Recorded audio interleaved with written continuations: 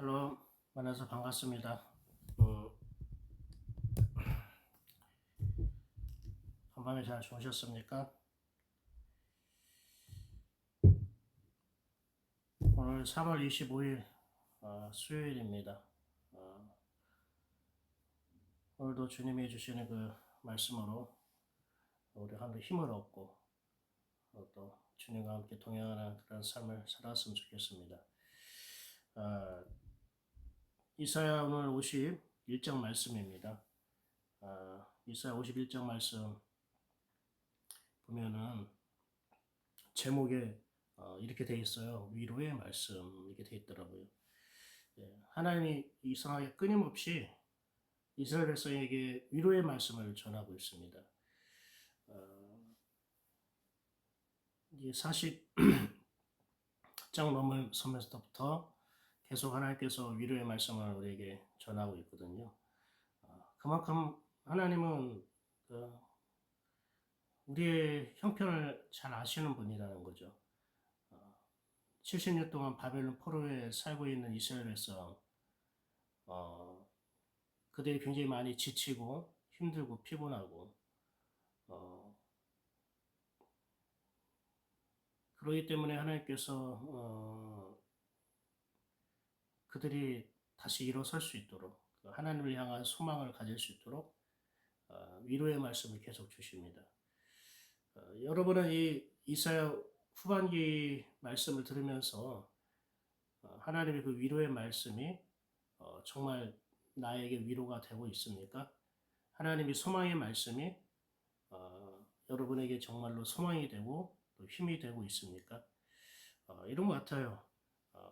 성경 하나님을 정말로 우리가 누리게 되면은 그분의 말씀이 진짜 나에게 그대로 영향력이 되는 거예요. 하나님이 이렇게 위로의 말씀 주시면 정말로 내 영혼이 위로를 받게 되고요. 혹시 하나님이 우리의 죄에 대해서 우리의 허물에 대해서 책망하는 말씀을 주시면 또 그거에 대해서 우리가 또 내 마음이 그렇게 정말 책망을 받는 듯한 그렇게 반응이 일어나고요. 그게 여러분 하나님과 가까워졌다는 뜻입니다. 하나님과 가까워지면 가까워질수록 가장 먼저 우리가 하나님의 말씀에 대해서 말씀 그대로 반응을 하게 돼요. 그래서 하나님이 이사야 말씀 처음에는 이스라엘 백성이 하나님을 모르고 또 하나님을 생각하지도 않고 하나님께 영광을 돌리지도 않는 이스라엘 백성을 처음에는 징계하시고 또 책망하시잖아요. 그리고 이사야 또 후반기로가 들었을 때는 포로 시대 때에는 하나님이 위로와 또 격려와 소망의 말씀을 주시고요. 이런 모든 이런 과정을 하나씩 우리가 한 장 한 장씩 겪어 나가면서 하나님과 더욱 결국은 가까워지는 우리 자신을 바라보게 되는 것입니다. 그러니까 말씀이 하나님을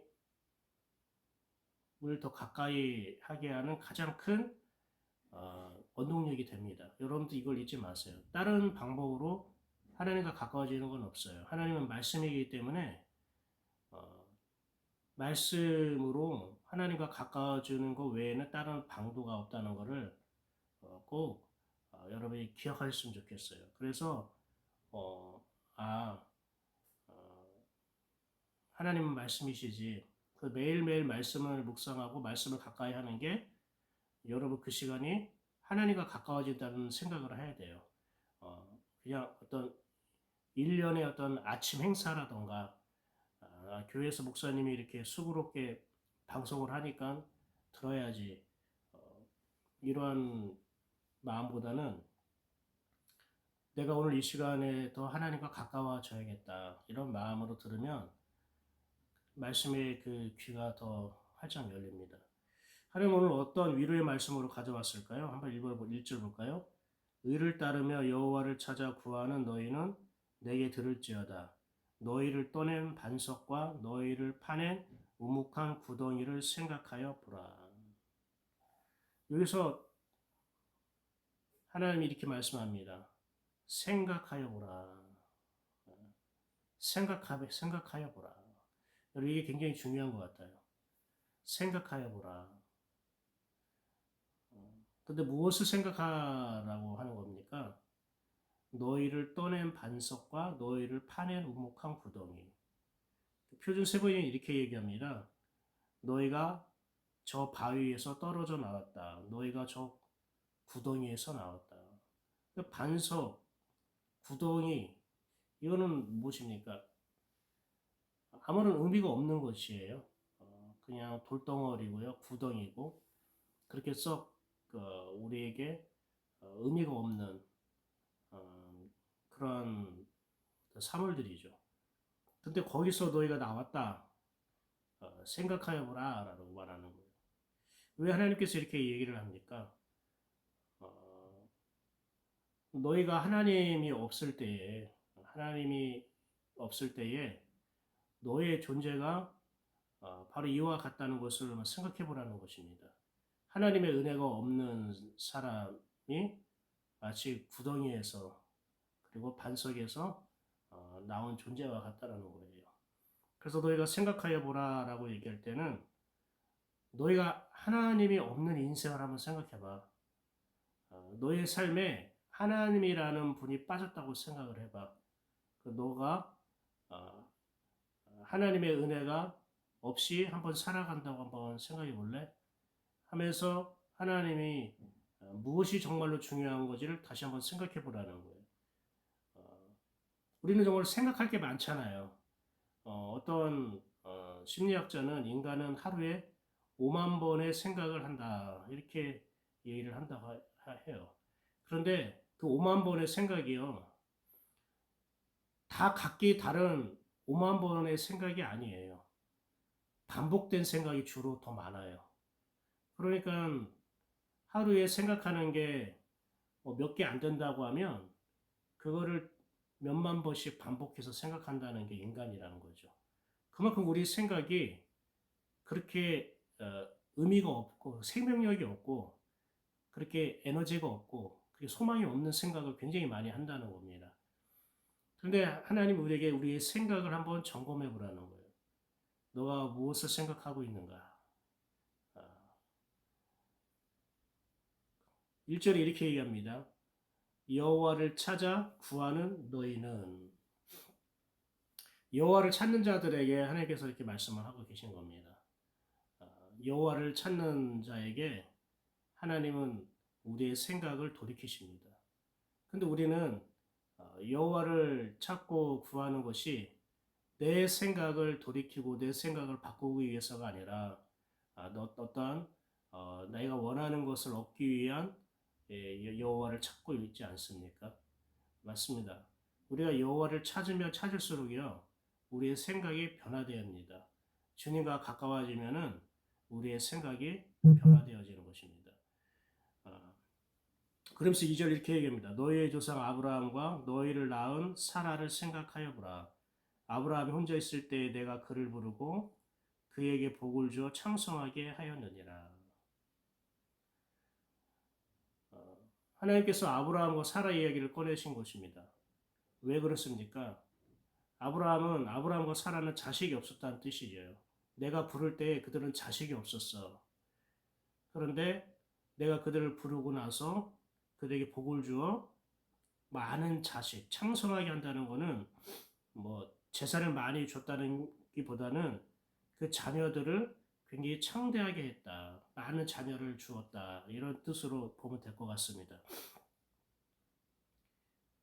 그래서 하나님께서 우리에게 말해요. 너가 지금 아브라함과 사라처럼 열매도 없고 자식도 없고 아무것도 없는 것 같냐? 너 홀로 있는 것 같냐? 그렇지 않다. 내가 선택하고 내가 부른 자들에게는 내가 창성하게 하는 은혜를 줄 거다. 열매를 맺는 내가 인생을 줄 것이다. 지금 네가 열매를 얻다고 해서 지금의 모습 때문에 실망하지 말아라. 이것이 너의 결과가 아니다. 하나님이 너를 부르고 선택하고 부른 결과가 아니다. 라고 하나님께서 계속 우리에게 소망을 주시는 겁니다. 3절 볼까요? 나 여호와가 시온의 모든 황폐한 곳들을 위로하여 그 사막을 에덴 같게 그 광야를 여호와의 동산 같게 하였나니. 보세요. 하나님이 우리에게 정말 주는 거는 너의 마음이 사막과 같아? 너의 삶이 광야와 같아? 근데 하나님이 에덴 같이 할 거야. 사막을 에덴 같이 할 거야. 광야를 여호와의 동산 같이 할 거야. 그러니까 이 뭐냐면은 우리에게 기쁨이 있을 거라는 거예요. 그래서 보면 그 가운데에 기뻐함과 즐거움과 감사함과 창화하는 소리가 있으리라. 우리가 정말로 기뻐하기를 원하잖아요. 감사하며 살기를 원하잖아요. 그런데 이 기뻐하고 감사하는 것이 날마다 이것이 이어졌으면 좋겠는데 또 그렇지 못하는 경우도 많이 있단 말입니다. 또 때로는 어떤 사람은 나는 정말로 내 인생이 기쁘고 정말로 내가 정말 감사한다는 것을 경험해 본지 않은 것 같아. 내 인생은 좀 아직 그런 때가 아닌 것 같아. 어쩌면 사람들이 그렇게 생각을 할 수도 있을 것 같습니다. 그런데 그 기뻐함과 즐거움과 감사함은 하나님께서 주신다고 지금 말씀하고 있는 거예요. 근데 어떻게 내가 황폐한 곳들을 위로하여 그러잖아요. 시온의 모든 황폐한 곳들을 위로하여 이렇게 되잖아요. 그 시온의 모든 황폐한 곳들 사실 이게 서로 말씀이 좀 이렇게 반대적인 겁니다. 시온은 햇빛이 비치는 양지바른이라는 하나님의 은혜가 임하고 하나님과 동행하는 것을 시온이라고 하거든요. 근데 시온의 황폐한 곳이라고 하면은 내가 이름은 시온인데 지금 현재 내 형편은 내 마음은 황폐하다라고 말하는 거예요. 은혜를 누리지 못하고 있다. 마치 은혜를 다 잃어버린 것 같이요. 황폐한 그런 상황에 처해 있다. 이런 걸 말하는데요. 근데 하나님은 시온의 모든 황폐한 것들을 어떻게 해요? 위로한다고 되어 있습니다. 책망하는 게 아니라 위로한다라고 되어 있다는 거예요. 그 사막을 에덴 동산 같이 그 광야를 여호와의 동산 같이 내가 바꾸게 할 것이다. 하나님의 약속입니다. 그러면은 너희가 그때에 기뻐하고 즐거워하고 감사하고 창화하는 소리가 있을 것이다. 창화라는 것은 여호와를 찬양하는 거겠죠.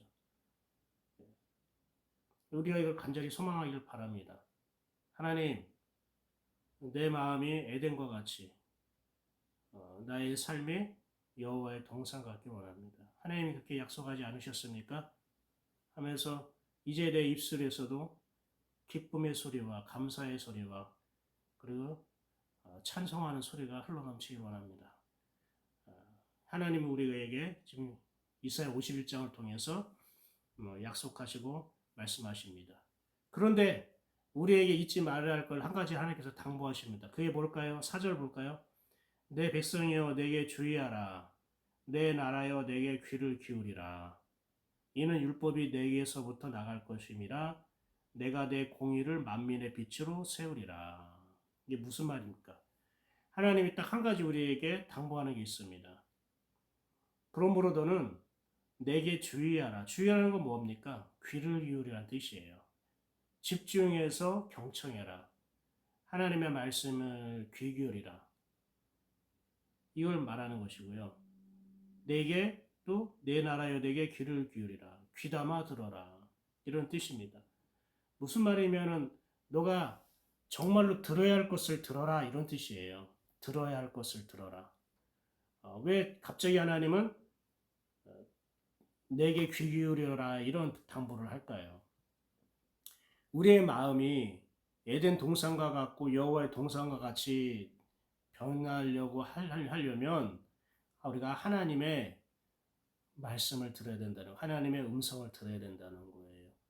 오늘날 갑자기 자고 일어났는데 내 마음이 막 기뻐지고 즐거워지고 여호와의 동산같이 막 은혜가 철철 넘치고 이런 요행, 이런 이런 걸 기대하지 말고 주님의 소리가 주님의 음성이 들려질 때에 내가 황폐하고 삭막했던 마음이 여호와의 동상과 같은 은혜의 현장으로 변화될 거라는 것을 우리에게 말씀하시는 거예요. 그러니까 너는 끊임없이 여호와가 너에게 무슨 말씀을 하는가를 귀 기울이라는 거고, 그거는 귀 기울일 뿐만 아니라 너는 그를 구하고 그리고 여쭙고 항상 주님을 가까이 모시라는 거예요. 여러분, 하나님의 음성을 들으려면 그분과 가까이 있어야 되는 거죠. 누가 얘기를 하면은 가까이 가서 들어야겠죠. 막 100m, 200m 멀리 떨어져서 대화가 되겠습니까? 그러니까 항상 하나님이 내 안에 가까이 있다는 걸 생각하고 그분이 나에게 어떠한 음성을 하시는지 귀를 기울여 보라는 겁니다. 왜? 왜 귀를 기울이라고 합니까? 주님은 계속 말씀하시니까. 그랬잖아요. 내가 아침마다 너를 불렀다라고 어제 얘기하지 않았습니까? 예, 주님은 계속 우리를 부르시고 우리에게 말씀하고 계신단 말이에요. 그러나 사람이 듣지 않는다고 하나님께서 말씀하세요. 그러니까 귀를 기울이라는 거예요. 그리고 이는 율법이 내게서부터 나거든. 율법이라는 것은 어떤 구약 성경 어떤 글로 기록된 어떤 성경을 말하는 것이 아니에요. 여기서 율법이라는 건요. 하나님의 가르침, 하나님의 마음을 율법으로 표현하는 거예요. 그러니까 율법이 내게서부터 나오는 것은 바로 나로부터 내 마음이 너를 향한 내 말씀이 내 가르침이 나갈 것이다. 그거를 너가 마음에 품으라 이렇게 얘기를 하고 있습니다. 그래서 7절 한번 볼까요? 7절. 의를 아는 자들아 마음에 내 율법이 있는 백성들아. 여기 보세요. 마음에 내 율법이 있는 백성들아. 이 당시에는 이스라엘 성경이 없었어요. 특히 포로 시대에는요. 다 바벨론 사람들이 다 가져갔어요. 두루마리 성경이라든지 뭐 성전에 있는 모든 기구라든지 그릇이라든지 뭐 언약궤라든지 이거 없었어요. 그냥 다 가져갔어요. 성전 자체가 사라졌는데 무슨 성경 뭐 두루마리 같은 게 남아 있겠습니까? 성경책이 남아 있겠습니까? 그런데 하나님이 마음에 내 율법이 있는 백성들아라고 말씀하시는 건 무엇입니까? 하나님의 말씀을 간직한 사람들을 말하는 거예요. 하나님의 말씀을 간직하는 백성들아, 너희는 내게 듣고 어떻게 말씀을 들었습니까? 이 당시에 이스라엘 백성들이 어떤 율법을 듣거나 율법의 강론을 배우거나 그런 기회가 없었는데 어떻게 듣습니까? 하나님이 우리에게 말씀을 하신다는 걸 의미하고 있는 거죠. 그리고 말하면서 하나님이 그들의 비방을 두려워하지 말라, 그들의 비방에 놀라지 말라. 사람들이 너에 대해서 비방하는 것, 비난하는 것, 이것을 두려워하지 말라고 말씀하십니다. 왜 그럴까요? 하나님의 내가 음성에 귀 기울이고 하나님의 말씀을 간직하고 있는데 그것을 해치게 하는 것, 그 은혜를 끊어버리게 하는 것이 바로 사람들의 소리거든요. 여러분, 내가 하루 종일 오늘 아침에 말씀으로 시작하고 예배로 시작하고 기도로 시작했지만 중간중간에 내가 관심이 내 귀에 들린 소리가 어떤 세상의 어떤 소리, 뉴스, 정보 이런 사람들로 계속 들려지잖아요. 그럼 아침에 내가 기도를 시작하고 말씀으로 시작한 그 은혜가 흩어지는 것입니다. 그 은혜의 영향력에 거하지 못하게 되는 것입니다. 그래서 우리가 하나님께 이렇게 말씀하는 거예요. 마음에 내 율법이 있는 백성아. 계속 마음으로 간직하라는 겁니다. 오늘 아침 방송을 통해 주신 말씀이나 여러분이 기도하고 또 아침에 하나님 앞에 서 있었을 때에 그 은혜를 내 마음속에 계속 간직하길 원한다는 거예요. 그리고 그들의 비방을 두려워하지 말라, 그들의 비방에 놀라지 말라고 했다는 것은 가까이 하지 말라는 겁니다. 세상의 소리에 가까이 하지 말라는 겁니다.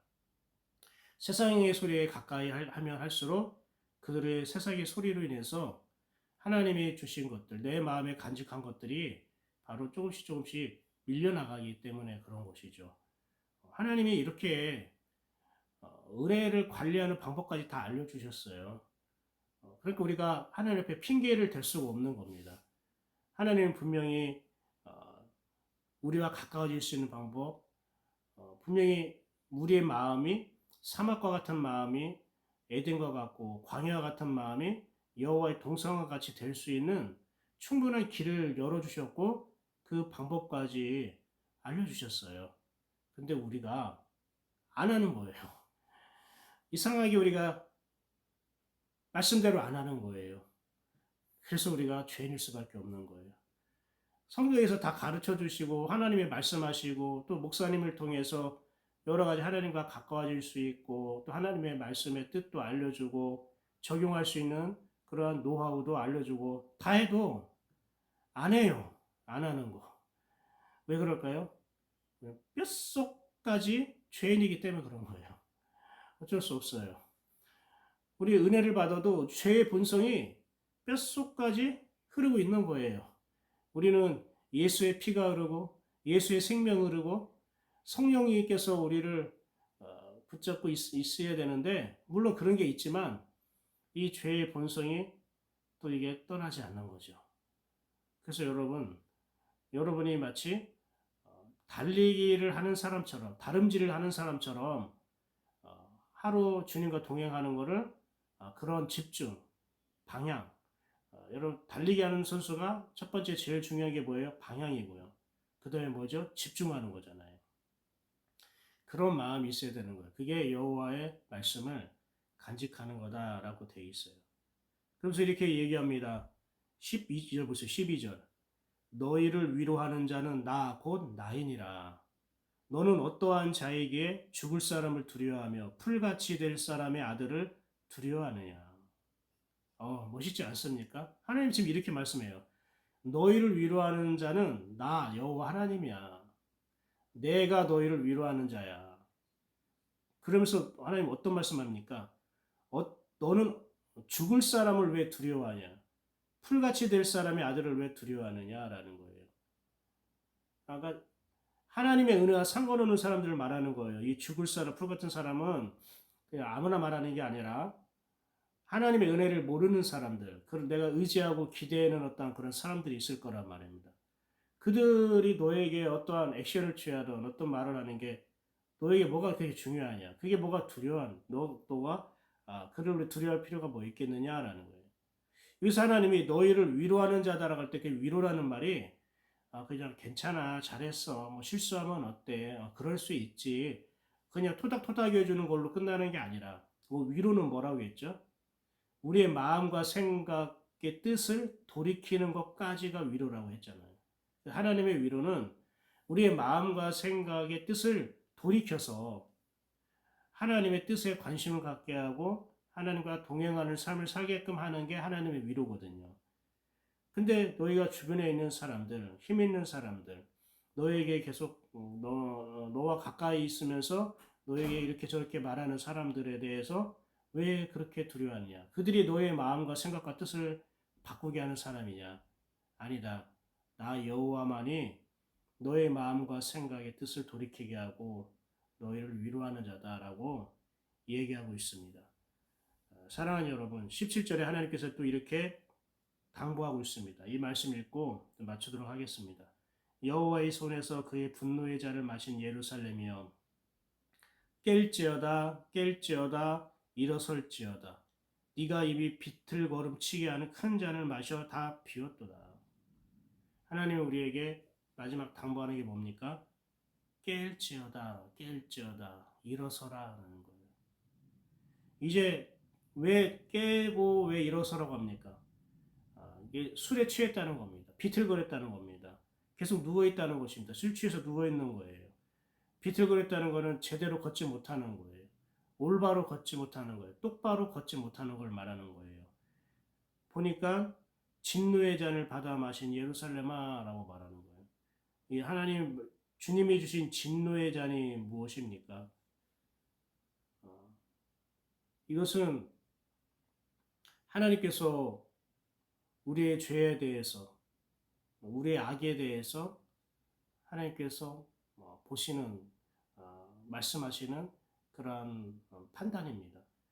그가 우리가 하나님께서 나에 대해서, 내 죄에 대해서 얘기하실 때에 우리가 그 말씀을 들으면 어떻게 됩니까? 충격을 받습니다. 그분 앞에 우리가 감당할 수가 없습니다. 힘이 빠집니다. 의기소침해질 수 있습니다. 비틀거릴 수 있습니다. 그런데 하나님은 우리에게 우리의 죄를 고발하게 하고 우리의 죄악을 보게 하신 것은요, 비틀거리고 그리고 엎드려지고 그리고 자기 자신을 자책하고 이렇게 나약하게 생각하라고 해서 주신 게 아니라는 거예요. 깨어나라고, 그 죄로부터 깨어나라고, 네가 누운 자리에서 일어나라고, 더 이상 네가 그렇게 죄의 삶에 묻혀서 살지 말라고 하나님께서는 우리에게 간절하게 호소하듯이 외치고 있는 것입니다. 그렇습니다. 하나님, 여러분, 우리가 이제 좀 깨어나시길 바랍니다. 그 자리에서 일어나시길 바랍니다. 그래서 하나님을 바라보면서 적극적으로 하나님을 찾고 구하고 나가셨으면 좋겠습니다.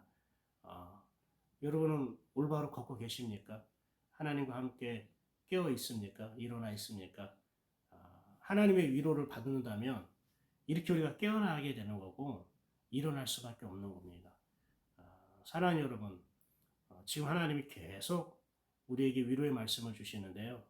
이게 그냥 성경에 이런 내용이 있었구나. 이사야 몇 장에 이런 위로의 말씀이 있구나. 이렇게 정보로 알지 않고 진짜 하나님의 위로의 말씀을 주실 때 그 위로가 느껴지고 위로가 임하는 그런 내가 되었으면 좋겠습니다. 기도하고 마치도록 하겠습니다. 감사합니다 하나님. 이사야 51장을 통해 나 여호와만이 너를 위로하는 자다. 너는 누구를 두려워하느냐? 라고 말씀하십니다.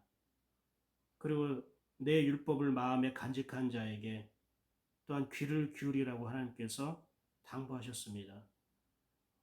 하나님과 가까워질 수 있고 우리의 마음을 에덴 동산같이 여호와의 동산같이 바꾸게 할 것이라고 약속하셨음에도 불구하고 우리는 하나님이 하신 말씀대로 하지 못하고 여전히 우리는 내 방법대로 내가 걷는 길 그대로 포기하지 않고 지내오는 것 같습니다. 아버지 하나님, 저와 우리 예인교회 성도들이 하나님의 말씀 그대로 반응할 수 있게 힘을 주시옵소서. 위로의 하나님을 만나게 해 주시고 우리의 마음에 하나님의 말씀을 품고 날마다 아니 순간순간 나에게 말씀하신 하나님의 음성에 귀 기울이게 도와주시옵소서. 하나님이 우리의 죄악에 대해서 우리의 악한 본성에 대해서 우리의 고집과 교만에 대해서 말씀하실 때에 우리가 자책하고 자학할 것이 아니라 깨어날 수 있는 시간 되게 하시고 벌떡 일어나서 하나님께 똑바로 걸어 나갈 수 있도록 힘을 허락하여 주시옵소서. 오늘도 주님 주신 말씀으로 주님 우리의 영혼이 주님을 기뻐하고 감사하며 찬양할 수 있는 시간 되게 하옵소서. 하나님 때문에 하나님이 계셔서 오늘 하루가 살아갑니다. 늘 생각하길 원합니다. 하나님이 없을 때는 우리가 흙덩이 같고 구덩이 같다는 존재라는 걸 알고 하나님을 생각하며 오늘도 살아가는 저희들 되게 하옵소서. 말씀 주신 하나님을 찬양하며 예수 그리스도 이름으로 기도드립니다. 아멘.